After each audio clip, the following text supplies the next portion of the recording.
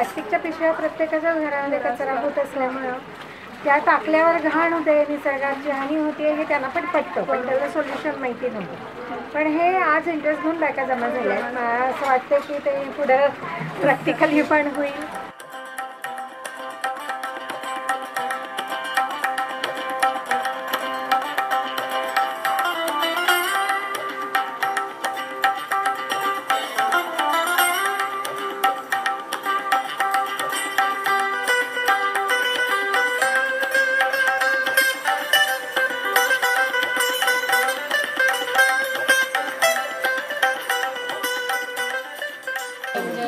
ज्या वस्तू आपण कधी वापरात न आणता कचऱ्यात टाकून देतो आपण, त्या वस्तूंचा कसा आपल्याला चांगला वापर करता येईल हे आपण सगळ्यांना पटवून सांगू शकतो. थोडक्यात आपल्याला आपल्या निसर्ग, आपल्या अवतीभोवतीची वस्ती याची स्वच्छता राखायची असेल तर सुरुवात आपल्यापासून करायला हवे.